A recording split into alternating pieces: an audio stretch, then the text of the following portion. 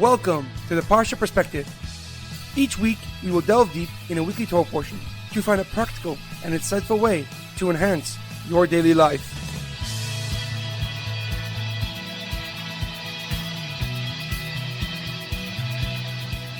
Thank you for tuning in. My name is Shalom Yemini. Each week, we will look into the weekly Torah portion to find inspiration that will complement your daily life and intensify your connection to God. This week's Parsha Perspective is dedicated in memory of Shlomo Ben Edward. May his soul be uplifted and his memory a blessing. This week's Parsha Perspective is in honor of the Cohen family. May Hashem bless them with much health, success, and happiness. This week's Torah portion is Parshas Ki Teitzsi. Our Parsha contains over 70 laws, and we begin with the laws of a soldier who wants to marry a female captive of war. Moshe continues with the rule that a firstborn son always has a right to a double portion of his father's inheritance. Many of our Parsha's notable mitzvahs are returning a lost object to its owner, Hashavas Aveda, the obligation to send away the mother bird before taking her young, Shaluach Hakan, and the law against wearing shatnez, any garment that contains a mixture of wool and linen. The Parsha concludes with the essential mitzvah of remembering what Amalek did to the Jewish nation during their journey throughout the desert. However, a question comes to mind. Our Parsha begins with the pasuk, Ki Teitzsi lamachama alevecha, unsonoi Hashem alekecha biyadecha v'shavisa shivya. When you go to war against your enemies, God will deliver them into your hands and you will take captives. But why did Moshe use the words Ki Teitzsi when you go out, instead of the common Hebrew word for waging war, nilcham? Rashi on that pasuk explains that the reason Moshe used the term Ki Teitzsi when you go out, because he's speaking about a voluntary war. For there are two types of wars in the Torah, an obligatory war and a volunteer war.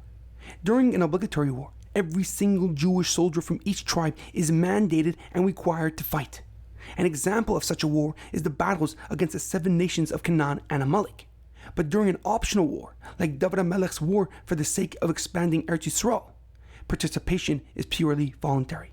Nevertheless, the rules, requirements, and standards apply to all soldiers fighting on behalf of the Jewish nation.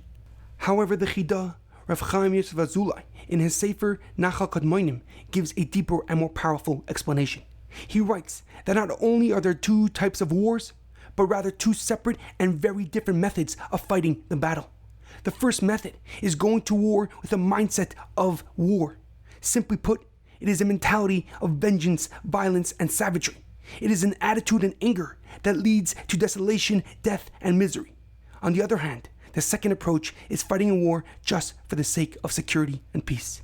It is an ethos of less destruction and ruin and more construction and improvement. The Chidah explains that Moshe used the term Ki Teitzsi rather than nilcham, the Hebrew word for waging war, so that the Jewish nation never goes to battle with a mindset of war. For part of the Jewish people's mission is to be a shining example of morality in this chaotic and corrupt world. As Moshe relates the laws of wars at the end of last week's Torah portion, the Jewish people must always offer peace terms before engaging in battle. They may not cut down fruit trees when laying siege to a city. They must fight war with a moral mindset. In our daily life and during this decisive time, it is ever more prevalent that we be a beacon of morality and kindness. This can be achieved by appreciating all the differences that make us an individual. And when we are united, we can accomplish goals far beyond our wildest imagination. There is an amazing quote by President and General Dwight D. Eisenhower. I hate war only as a soldier who lived it can, as one who has seen its brutality, its violence, and its stupidity. Have a great weekend and a good Shabbos.